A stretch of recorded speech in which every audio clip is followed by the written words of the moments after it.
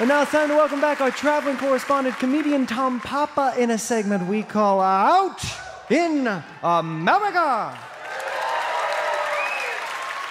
Thank you, Chris. On behalf of Live From Here, I'm continuing my journey across the country, shining a light on all the good people in America. This week, I hopped on a dirty old tour bus and headed off to Nashville, Tennessee. I rolled into town on the first day of the NFL draft. I heard the city was expecting 200,000 people. What I did not expect was that they would all be drunk and on scooters.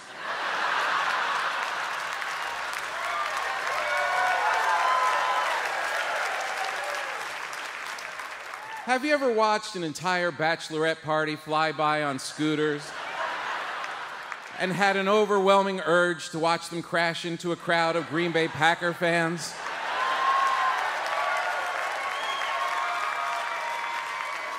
I have. I came in hungry, and when you're hungry in Nashville, it's always good to start with the classic home-cooked meat and three, which is a restaurant where you order a choice of meat and get to select 3 side dishes. These places started here in Nashville, which is why you see a lot of people using suspenders to hold up their jeans. I walked into a local favorite called Arnold's. I grabbed my red tray and headed on down the line. I loaded up with baked chicken, green beans, mashed potatoes, okra, and because I asked nicely, spaghetti. You know you're in a good eating town if they consider spaghetti a side dish. I respect a restaurant that makes you use a tray also. It's as if they're saying, we'll cook the food and we'll cook it well, but you're gonna have to carry it yourself. A tray gives you all the fun of dining in prison without being tasered.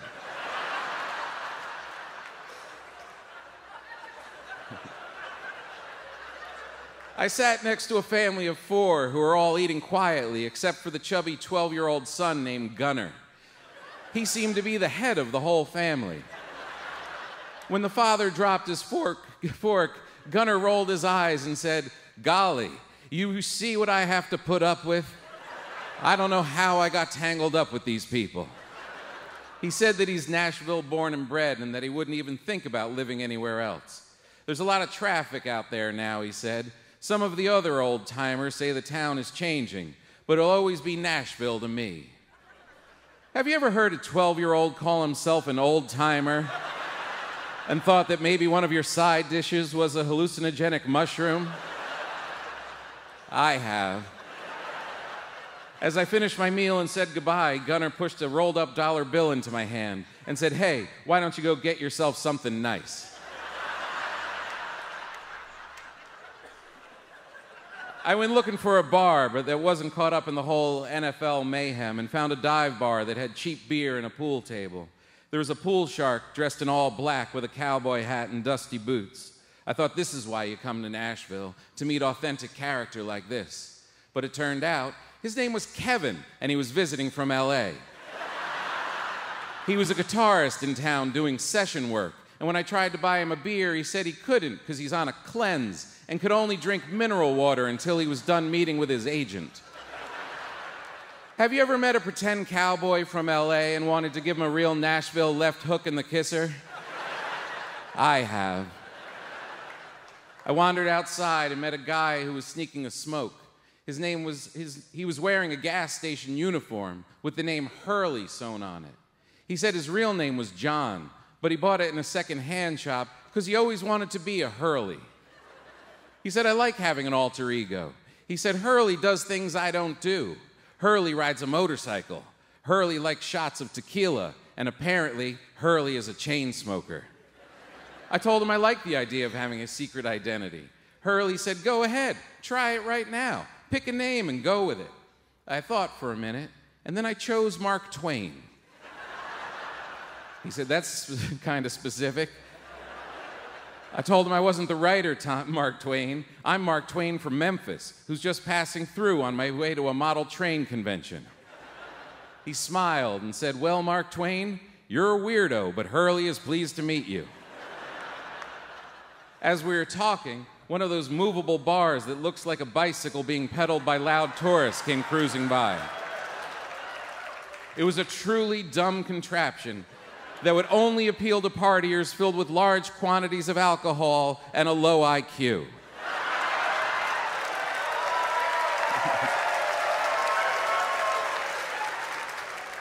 Hurley said, "Now, I know it looks stupid, and we would never do it, but Mark Twain and Hurley are getting on that thing."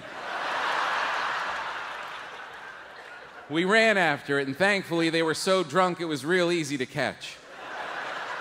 We jumped on and introduced ourselves. Everyone loved our alter ego names and started choosing their own names and shouting them out.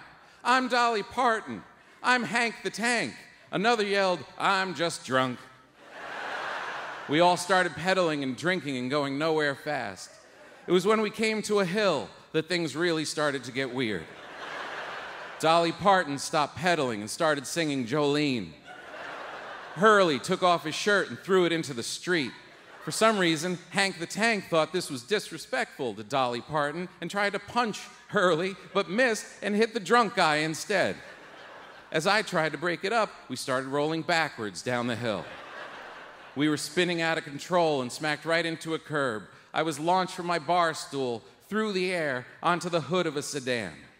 Have you ever started a fun drunken tour with a group of inebriated strangers and ended up alone in the back of a police car? I have.